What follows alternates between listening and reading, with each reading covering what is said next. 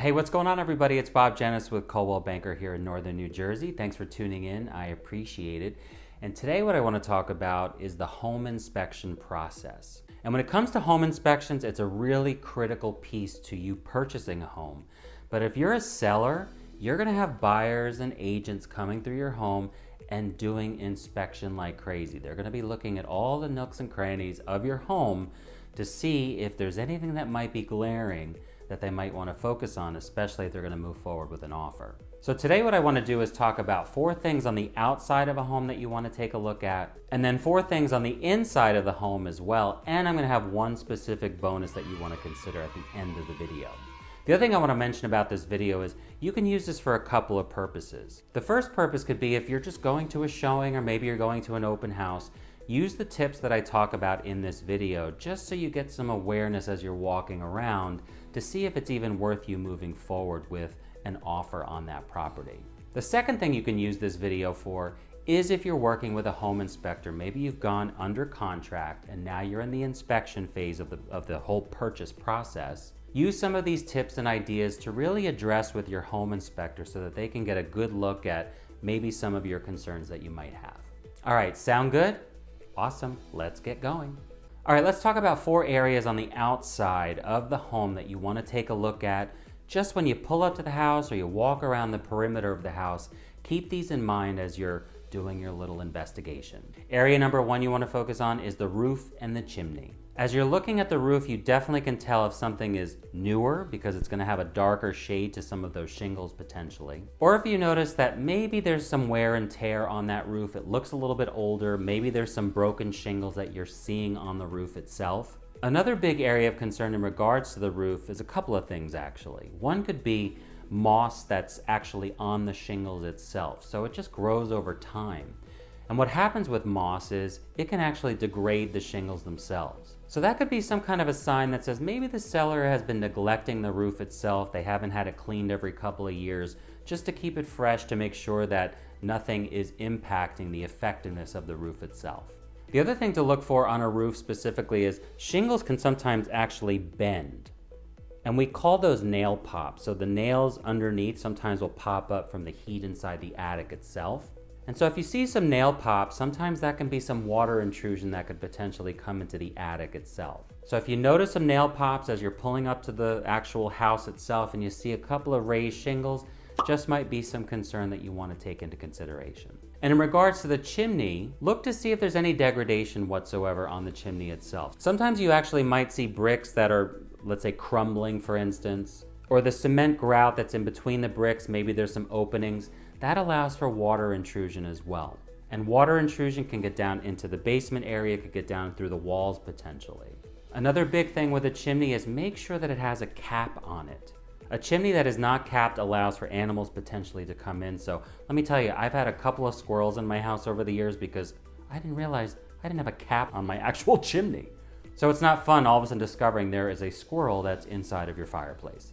Or a squirrel has ventured into the heating system and is now in the basement of your home. It's not fun. All right, area number 2 you want to focus on the outside of the house are decks, stoops, porches, those types of things. Especially when it comes to decks. If you're going to go stand out on a deck, go step on the floorboards. See if there's any softness that's in the wood itself.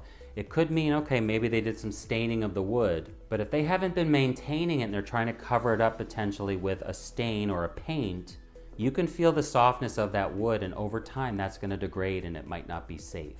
Also, go up to the railing of a deck itself and shake the railing in different sections.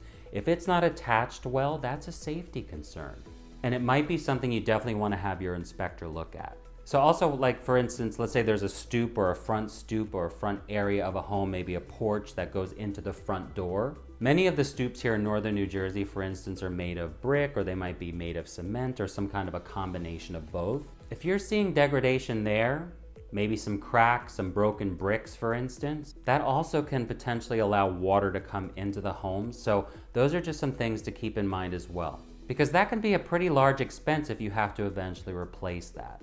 So definitely something to look at, especially with your inspector if you're under contract on the home that you're looking at. All right, the third thing to look at in regards to the outside perimeter of the home, make sure you're looking at the driveway itself. So if the home has a driveway, it has a pavement type driveway, for instance, over time, these things crack, right? Here in the Northeast, we have cold weather, we have hot weather, and that temperature fluctuation can actually put cracks into the driveway. Now, some folks don't want to necessarily have to seal it every couple of years, and that neglect really can show over time. So when you pull up into the driveway, you're walking along the driveway, see if the seller has actually filled some of those cracks. Like our driveway has cracked over the years. We just put in some actual filler itself just to keep it going for a little bit longer. And then we have someone come every couple of years just to put a sealant over the driveway itself, just to further protect it and keep it going, because it's an expense. But some driveways I've pulled up to, you've got a mishmash of cement, or maybe you've got pavement, tar, and then you've got open ground or open space, and you can actually see the dirt itself, which can be some obvious neglect of the driveway itself. Again, that can be a pretty big expense if you have to do it yourself. So just take a look on that outside. If there's some damage that's out there, might be something to explore potentially in regards to your inspection report if you're going to move forward on that house and you're under contract. Okay, the last thing I want you guys to look at as you're going around that perimeter of the house is just to look at the outside of the foundation itself. So you might have siding, obviously you're gonna have siding of a house, and then it's going to touch a cement area, kind of the foundation where the bricks are, and if there's a basement, you'll go into the basement. But look for cracks along that actual lower foundation itself. A couple of reasons why you wanna look at those cracks. Number one, if they're large, small little critters like mice and those little things can get into some of those cracks potentially. That also could be a couple of other issues potentially, not saying it is, but it could be a foundational issue potentially. And then you'll want to look in the basement to see if there's any signs of maybe movement of the structure itself, movement of the foundation. So the other aspect of having some of these open cracks could be just water intrusion into your basement or lower level of the home. Now, some sellers are really good and they'll go around the foundation itself and just fill in any cracks and maintain them. So you'll want to see if there's been any maintenance done like that. But again, any kind of open spaces just creates opportunities for little critters or water, or it could be a larger issue like a foundational issue. Again, I'm not saying it is, but it could be something to point out to an inspector potentially. All right, so you walked the perimeter of the house, you jumped on the deck, you shook the railings, you wanted to make sure it was all stable and good. Now you're inside. So here are four things I want you to look at when you go inside the home. First thing I want you to do when you go into the house is look up. And the reason I want you to look up, and I'm looking up on my second floor right now, is because where the ceiling hits the wall, you want to potentially see if there was any maybe water damage, for instance. Especially on upper floors that touch the roof, that's where the gutters of the home actually sit. And if those gutters are not maintained, for instance, water can actually make its way into a home. So what you're looking for as you're looking at the perimeter of each of the rooms is to see, has there been any repairs done to the ceiling itself? And if so, it will be something to potentially point out to your home inspector if you're going to move forward with that house. Because they've got some fancy equipment, things that they can look at to see. They can actually scan an area to see if there was potentially wetness there, or if it is damp, for instance. And if it is, that could be a big concern potentially. Also, when you're looking up, make sure you look up, if you're in a home that has a basement, definitely you want to look up in that room as well.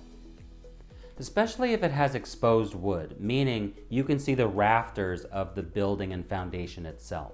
So if the basement's not finished, you're probably going to see some openings. You'll see exposed wood. And what I want you to do, especially in a basement, if you can see some exposed wood, go and touch it. See if you can feel any softness to that wood itself.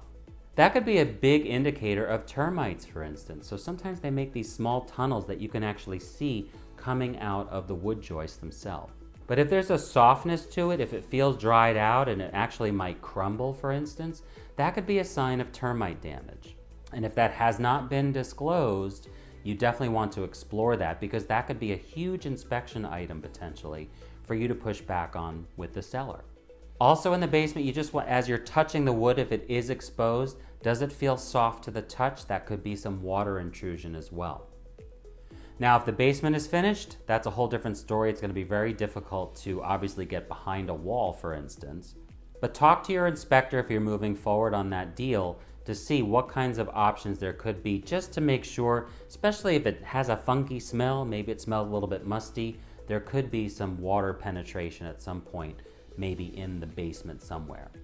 So again, you're going to go into each room, you're going to look up, and you're going to scan the perimeter of the ceilings to see, can you potentially see any kind of damage? Maybe that was there at one time, has it been repaired, or do you see watermarks that are still there? Second thing I want you to look at when you go inside of a home is go stand near the edges of each of the rooms.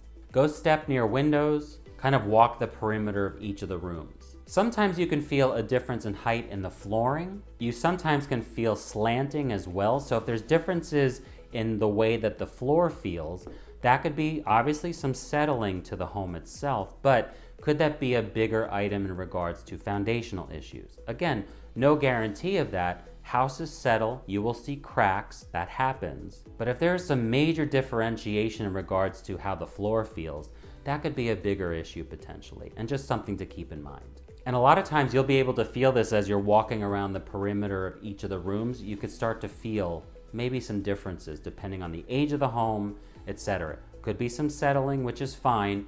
If your inspector does not see any issue, then don't worry about it necessarily. Or if you feel like it's a bigger issue, you obviously can have an inspector who specializes in that come through if you're going to move forward on that house.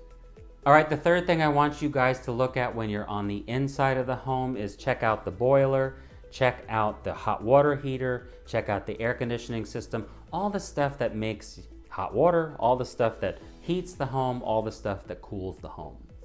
And the reason you want to look at this stuff is because sometimes they're old and they haven't been replaced maybe, and it's almost time for them to be replaced. For instance, I see this a lot when I'm going through homes is maybe there's a hot water heater that's been there. You can actually look at the label of a hot water heater to see when it was manufactured. Sometimes you can see information of when it was actually installed as well. And hot water heaters these days are lasting maybe 12, 13 years if you're lucky. So if you see an installation from 2010 and here it is 2013, that hot water heater is probably on its last leg at this point. So can you ask for a new one if you're going through the inspection process? Potentially, maybe you can ask for a credit, but it's something you might want to flag for yourself just to keep in mind as you're going through the process. When it comes to boilers and heating systems, if the system is working and through the inspection it shows that it's working and it seems to be fine, even if it's an older boiler, you might not be able to do much with that. But what I recommend to customers is go to your utility company. If you move forward with the purchase of that house, you can get something for my company, for instance. But if you do move forward with that home and you have some concerns with the boiler, maybe it is a bit older, for instance, utility companies actually have service contracts that you can pay a little bit each month. And if something were to happen, they can come and actually do some repairs on that equipment itself. So for a few dollars a month, depending on which actual appliance you choose to go with, your utility company might be able to do some repairs for you. It just gives you some extra assurance. All right, and the fourth thing I want you to look at when you're on the inside of the home is look at the windows themselves. Things you want to look for are, number one, do some of the windows open? Do they look newer? Are they older wood, for instance? Are the chains inside, like some of these older wood windows have these chains inside, these mechanisms, and it's really difficult to open a window. Are the windows single paned or are they double paned? Single pane windows that are older are going to be very drafty.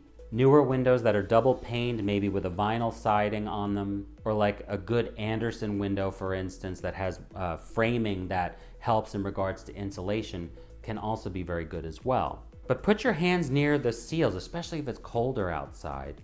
Put your hands near the seals where the window actually shuts. Do you feel a draft? Do you feel some breeze coming through potentially? Do you feel cold air? Just could be a sign of inefficiency of those windows themselves. Another big thing, especially with double pane windows, is if you're looking at each of the windows and they're double paned, meaning there's two panes of glass, if you see condensation in between the two panes of glass, that typically means that the actual seal of that window has failed, which means the efficiency is pretty much shot in those windows.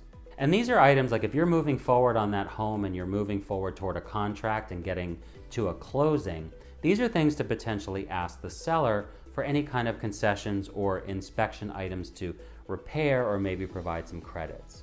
But again, if you're seeing some older windows, you're seeing some of this condensation, difficulty in opening windows, that can really be telltale signs of inefficiency of those windows, and they might have to be replaced, which can be pretty expensive. All right, and I promised you one bonus tip, and here you go. One thing you want to ask for if you are looking at a home, whether it's at an open house or maybe you're working with an agent, is getting a document called the seller's disclosure. Now, here in New Jersey, a seller's disclosure is not required. But basically, it's a document where the seller is as transparent as possible about the condition of the home. And what you'll find in a seller's disclosure is any work that they potentially did, if they do exterminations, whatever kind of details they want to provide, they put it into the seller disclosure document. Now, here in New Jersey, it's not required that a seller fill this out. And my feeling on that is the more transparent that a seller can be about the condition of their home, the smoother it can potentially make the transaction itself, right? Wouldn't it be helpful to you as a buyer to know like the types of things that the seller is doing or did do to the home so you have a better idea of what to expect? The more transparency, the better, because everyone wants to get to the closing table. So unfortunately, a seller's disclosure is not required to be filled out by a seller here in New Jersey, but it could extend the period of time for you to do discovery for your actual inspection if you're purchasing the home. And if things pop up in that inspection that maybe weren't disclosed or known, that can make the transaction go longer, and it can put a bad taste potentially in your mouth as the buyer, because you might not feel as comfortable if you had known that stuff up front.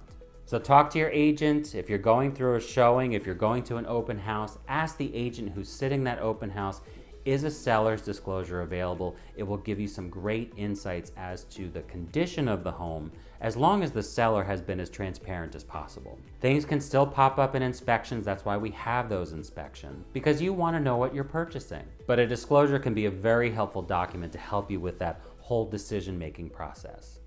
All right, so there you go, 8 specific tips, actually 9, I gave you a bonus, of things to consider as you're going through a showing of a home you're considering for a possible purchase, or to work with your inspector as you're going through the inspection process if you're under contract on the home that you're purchasing. Listen, there's so many aspects to a home inspection that really come out through the whole process, and I could do a video for 2 hours on home inspections. There's so many issues that could potentially pop up. But you want to know what you're purchasing, and hopefully sellers that you're potentially working with want to be as transparent as possible in regards to condition of the home as well.